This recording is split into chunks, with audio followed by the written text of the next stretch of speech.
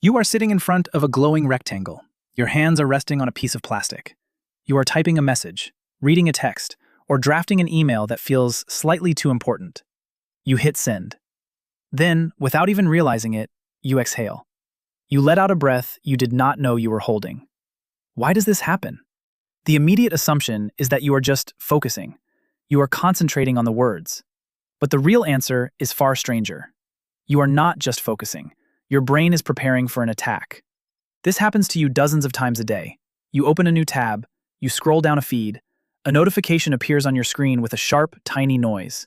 Your eyes lock onto the glowing pixels, and your diaphragm freezes. You stop breathing. Or you breathe so shallowly that your lungs barely register the movement. What is going on inside your body? In 2007, a former technology executive named Linda Stone noticed this exact phenomenon happening to her. She was sitting at her desk. She opened her inbox. She realized she had completely stopped breathing. She started testing other people. She hooked up heart rate monitors to her friends, her family, and her colleagues while they checked their emails and scrolled their screens. The results were staggering. She discovered that about 80% of people completely suspend their breathing or engage in incredibly shallow breathing the moment they face a screen. She called it screen apnea, but naming it does not explain the biological mystery. Why would a piece of glass and metal cause your respiratory system to shut down? To understand the screen, you must understand the forest. You have to go back to the environment where your nervous system was built. 200,000 years ago, your ancestors did not have inboxes. They did not have notifications. They had a landscape filled with immediate physical threats. They had predators. They had rival groups. They had a world where survival depended on noticing tiny changes in the environment before those changes noticed them. Imagine an ancient human walking through tall grass. Suddenly, a twig snaps nearby. What does the body do? It stops. It freezes. It halts every unnecessary movement to become completely undetectable. And the very first thing it stops is the breath. Sound is danger. Movement is danger. By holding the breath, the ancient human achieves two things instantly. First, they become perfectly silent, hiding their presence from whatever snapped the twig.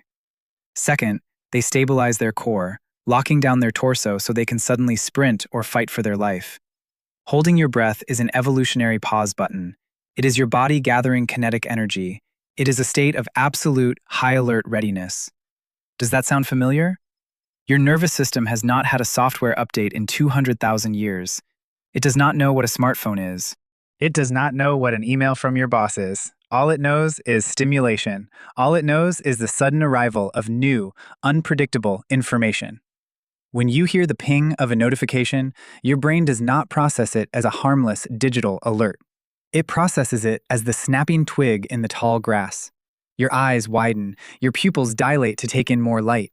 Your neck muscles tense, and your diaphragm locks into place. You hold your breath. You are freezing. You are playing dead in front of your laptop. Your body is waiting to see if the email contains a saber-toothed tiger. Dr. Stephen Porges, a behavioral neurobiologist, developed a concept called polyvagal theory to explain how the nervous system operates. He coined the term neuroception. Neuroception is your nervous system's subconscious ability to detect safety or threat in the environment without your conscious mind doing any thinking at all. Your brain is constantly scanning the room. It is scanning the sounds. It is scanning the screen. When the screen flashes with a new email, your neuroception registers a sudden environmental shift. It perceives a demand. It perceives a potential threat to your social standing, your job, or your identity. And so it triggers the freeze response. The breath stops. The body braces for impact. You are spending hours every day in a state of low-grade predatory threat. Think about what this does to your biology. Every time you stop breathing to type a text, your heart rate variability plummets. Your body shifts out of the parasympathetic nervous system, which is the state of rest and digest. It slams into the sympathetic nervous system, which is the state of fight or flight. But there is no fight. There is no flight. You are just sitting in a chair. You are perfectly still. The chemical cascade has nowhere to go. You are revving a car engine in neutral. What happens to the engine over time? It burns out. Margaret Chesney, a researcher at the National Institutes of Health, has spent years studying the physiological effects of breath holding during mental tasks. Her findings reveal exactly what is happening under your skin. When you hold your breath or breathe shallowly while focusing, you alter the balance of oxygen and carbon dioxide in your blood. This slight shift is enough to send a panic signal to your brain. It causes a spike in blood pressure. It causes your heart to work harder. Over time, Chesney found that this specific type of breath holding is linked to chronic stress, hypertension, and a constant humming feeling of anxiety that you cannot quite pinpoint. You think you are anxious because of the workload. You think you are anxious because the world is moving too fast. But part of your anxiety is simply because you have forgotten how to inhale. Your body thinks you are fighting for your life from 9 to 5. This is the great mismatch of the modern age. You have taken Paleolithic biology and immersed it in a digital ocean. You have surrounded yourself with devices designed to capture your attention, and your biology translates captured attention as imminent danger. Every headline is a rustling bush. Every text message is a shadow moving in the trees. Every social media feed is a vast, unpredictable savanna. And your poor, ancient nervous system is just trying to keep you alive. It holds your breath to make you quiet. It holds your breath to help you focus on the threat. But the threat never leaves. The email is answered, and 3 more arrive. The feed is refreshed, and 1,000 new images appear. The twig is always snapping, so you are always holding your breath. Have you noticed your breathing right now? Consider what happens when you watch a fast-paced video or play an intense video game. The effect is multiplied. The visual stimulus is moving at a speed that does not exist in nature. In the natural world, things do not cut to a new scene every 3 seconds. Things do not flash with bright neon colors and blast compressed audio. When your eyes track rapid movement on a screen, your brain interprets it as hypervelocity action in your immediate environment. Your eyes are locked, performing saccadic movements to track the pixels. This visual locking mechanism is directly tied to the respiratory center in your brainstem. When the eyes lock, the breath locks. This is why gamers often find themselves dizzy or completely exhausted after a session. They have been running a neurobiological marathon while sitting perfectly still on a couch. They have been holding their breath for hours, microdosing adrenaline with every jump, every click, every swipe. Your body is absorbing the stress of the digital world as physical trauma. It is keeping the score of every unread email. Are you still breathing? You are reading or listening to this information. You are taking in new concepts. Did your breathing change? Did it become shallow? If you just took a deep, sudden breath, you proved the point. The awareness itself breaks the spell. This is where the power shifts back to you. The autonomic nervous system is unique. It is the only system in your body that runs completely on autopilot, but can also be taken over by manual control at any second. You cannot decide to slow down your digestion. You cannot decide to lower your liver function, but you can decide to exhale. You can override the ancient survival programming just by paying attention to it. When you actively choose to take a slow, deep breath out, you are sending a reverse signal up the vagus nerve. You are telling the ancient, panicked part of your brain that the coast is clear. You are telling it that there is no tiger. The email is just an email. The text is just a text. You are safe. The physiological sigh is a built-in reset button. It is 2 quick inhales through the nose, followed by a long, slow exhale through the mouth. It instantly deflates the sympathetic nervous system's stress response. It tells your heart to slow down. It tells your blood pressure to drop. It tells your neuroception that the environment is secure. Why does this matter so much? Because your breath is the bridge between your conscious mind and your animal body. When you allow your screen to steal your breath, you allow it to steal your state of mind. You become reactive. You become irritable. You become exhausted at the end of the day, not because you did physical labor, but because your body spent 8 hours preparing to run away from a predator that never arrived. But when you reclaim your breath, you reclaim your biology. You stop reacting. You start responding. You build a buffer between the stimulus and your reaction.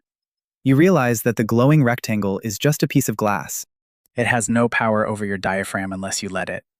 The next time you sit down to work, place a hand on your stomach. Feel what happens when the inbox opens. Feel the subtle tightening. Feel the sudden pause. Do not judge it. Just notice it. Your body is doing exactly what it was designed to do to keep your ancient ancestors alive. It is a beautiful, flawless mechanism. It is just playing in the wrong era. The modern world is designed to make you hold your breath. It is an attention economy, and attention requires tension. The people who build the apps, the websites, and the platforms know this. They know that a sudden notification triggers a dopamine response. They know it triggers an adrenaline spike. They are farming your Paleolithic reflexes for engagement. They are monetizing your survival instincts. But you do not have to participate in the harvest. You can step out of the cycle. All it takes is the realization that your body is acting out a script from the Pleistocene epoch. You can rewrite the script. You can breathe through the ping. You can breathe through the scroll. You can remind your nervous system that you are in a quiet room, sitting in a comfortable chair, and there is absolutely nothing hiding in the grass. Think about the implications of this. If 80% of people are holding their breath while looking at screens, you are living in a society where almost everyone is in a constant state of mild physiological panic. It is a world of people holding their breath, waiting for the other shoe to drop. This explains the collective exhaustion. This explains the short tempers. This explains the background hum of dread that seems to define the modern condition. You are not just tired of the information. You are physically tired of holding your breath. You are starving your brain of oxygen while demanding that it process more data than any human generation before you. It is an unsustainable equation. The machine will break. The engine will burn out. Unless you learn to hit the reset button. Unless you learn to exhale. Does this change how you see your phone? You have a choice every time you touch a keyboard. You can let the screen dictate your biology, or you can tether yourself to your own physical presence. It sounds too simple to be true. How can changing your breath change your relationship with technology? Because your breath is the only real anchor you have to the present moment. The screen pulls you into an abstract digital future. It pulls you into anticipation. It pulls you into the next thing and the next thing and the next thing. But the breath only happens right now. You cannot breathe in the past. You cannot breathe in the future. By breathing deeply while you look at a screen, you are forcing your brain to remain in the present physical room. You are refusing to be completely absorbed by the digital savanna. You are standing your ground. The greatest trick technology ever played was convincing you that it is separate from your physical body. You treat your screens as if they are pure mind. You believe you can just absorb information with your brain and leave your body behind. But your brain is not floating in a jar. It is deeply, inextricably connected to your vagus nerve, your diaphragm, your heart, and your lungs. Every pixel you perceive triggers a biological cascade. Every word you read alters your chemistry. You are a physical creature interacting with a physical machine that beams light directly into your retinas. There is no separation. To master technology, you must first master your biology. You must recognize that the digital world is a physical environment that you inhabit with your body. And the most fundamental rule of surviving any environment is to keep breathing. If you can learn to breathe while you type, you become immune to the manufactured panic of the screen. You become a calm center in the middle of a chaotic digital storm. It will not be easy at first. You will forget. You will sit down to write a quick reply, and 10 minutes later you will realize your shoulders are up by your ears and your lungs are completely empty.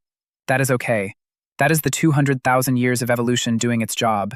Just thank your nervous system for trying to protect you. And then take a breath. Make the exhale twice as long as the inhale. Feel the tension drain out of your neck. Feel your heart rate slow down. You will notice a sudden shift in your mental clarity. The words will come easier. The anxiety will fade.